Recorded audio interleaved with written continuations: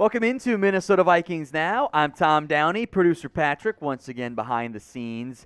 We're going to get right into the latest on Dalvin Cook that might have a bit of a change coming to potential plans for Minnesota. Adam Shaefter sent this out today, basically straight from Cook's agency. Vikings running back Dalvin Cook, who was second in the NFL, blah, blah, blah, underwent surgery today to fix the broken shoulder he suffered in 2019.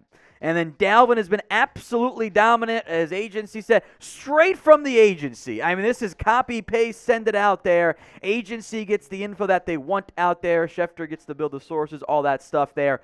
With this surgery, which apparently was okay enough for Dalvin to go to the Pro Bowl and do that stuff through, whatever. It does impact the guaranteed money for Dalvin Cook this upcoming season. $2 million of his 2023 base salary was guaranteed for injury. So with this development, with Dalvin Cook getting the surgery, that portion of his base salary is now guaranteed. So the cap savings, if the Vikings choose to cut Dalvin Cook, have dropped to $5.8 if they cut him right now, and $9 million after June 1st. That might impact how you guys feel about moving on from Dalvin Cook, because I am not afraid to call this what this is. This was Dalvin Cook getting the surgery to secure the money. And I don't blame him at all. That's a smart business decision. But the shoulder's been bad. He's battled through it a bunch in the past. I get all of that. The timing is not an accident because he's locking in that extra $2 million. Because who among us here wouldn't do that? Especially when there has been plenty of buzz of maybe the Vikings choose to move on from Dalvin. They still could. They're just not going to get that extra $2 million now with this latest development. Dalvin Cook, you say, 1,000 yards, 4.4 yards per carry, that's not that bad. The advanced numbers, which I will make note, is based on the film, to be clear, / player tracking data, because there are balls in the chips. It's just not as dialed in to be able to get the actual first down numbers there. Big drop-off past 3 years. Rushing yards over expected. 0.81, 0.34, 0.16. That's a big difference per carry. That's frankly a massive difference per carry. That is top-tier stuff. Good. Might be time to cut him because the paying of running backs long-term, outside of, I think, Derrick Henry on this list, and I think Nick Chubb too, hasn't worked for these teams. Aaron Jones, in the end, and you not that many players who end up getting second and third deals, so it's fine. But Mixon could get cut. Connor's been not that great. Fournette's been terrible this year. McCaffrey's still good, but he's on a new team now, which makes things different. Kamara could very well be a cut candidate. Aaron Jones, Zeke Elliott, I would be shocked if they're back at all, let alone if their current cap hit here. So it's still decision time for Dalvin Cook. Does the change in number impact your thoughts? Should the Vikings cut Dalvin Cook? This is today's pinned comment, so if an ad break comes here on YouTube, take advantage of it. Head down there and go vote. C for cut, K for keep at the pinned comment. Let's talk Justin Jefferson now. The expectation is that he's going to get paid soonish. Of course, it's Justin Jefferson, right? Alec Lewis, the Vikings athletic beat writer, took a look at what the projection could look like. We'll break that down here momentarily.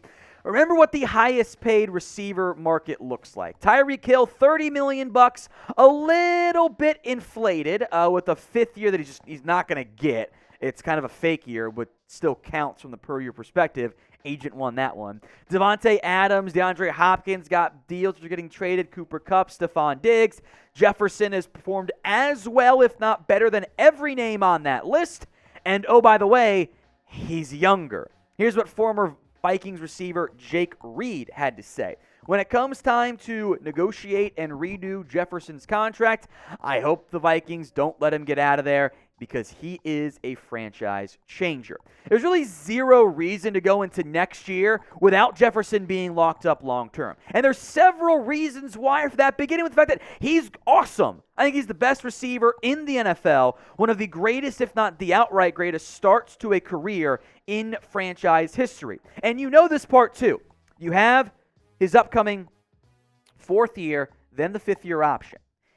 remember that you can space out contracts. So you can structure this deal where the next couple years, you're not actually paying Justin Jefferson that much more on the salary cap. And you can do a multi-year deal, have like a little big-time roster bonus that's guaranteed in year 3, and then make that into a signing bonus, keep the cap hit low, and just not actually have Jefferson on the salary cap that much, and he still gets paid big money because smart teams manipulate contracts like that.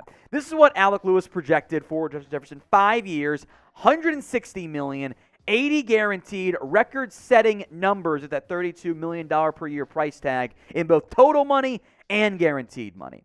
I'm doing it. I am paying Justin Jefferson and being happy I have a franchise caliber receiver who is the best one in the NFL. You do that deal, by the way, depending on how you structure it, you're not really having him play for that much more than what he currently counts on the cap, allowing you to still be aggressive elsewhere. So would you do that deal? Y for yes, N for no. Sound off for us in the comment section right now.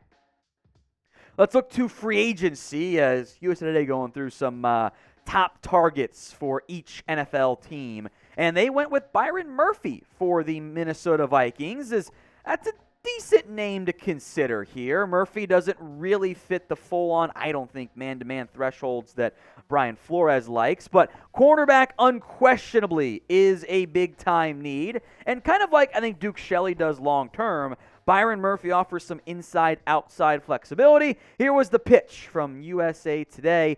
The Vikings need to add at least 3 cornerbacks this offseason, with only Cameron Dantzler, Andrew Booth, and Caleb Evans locked into the roster. They could spend a top pick on one. I believe the best bet is to add a free agent, especially the spot being more about not having a weak link and having elite-level talent. Murphy has had flashes of great play with the Cardinals and most importantly, would give the Vikings much-needed flexibility to play both inside and outside. With where the Vikings needs of the Vikings line up, this would be a tremendous addition to the franchise. I think we're overselling a little bit. Byron Murphy has been up and down in his time in Arizona. I loved him coming out. He has not been that guy I thought he was going to be in Arizona.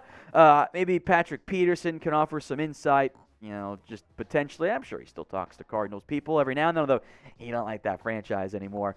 He's very upset with the way things ended there. Murphy, I think, would be a bit of a buy low option. That would not require a massive contract to secure his at least short-term option in Minnesota. I do like the inside-outside flexibility, and it would give me the option, if you sign a guy like Byron Murphy to a 1-2 year relatively cheap deal, you can still go to a corner early on if you want to. It's one of those, I'm addressing my needs to an extent in free agency, so I don't have to take someone in round 1, but if someone I love is there, maybe a Keely Ringo, he's more realistic than Devin Witherspoon. I'm sorry, Patrick, you and I both want him. It's not going to happen. Joey Porter Jr., etc.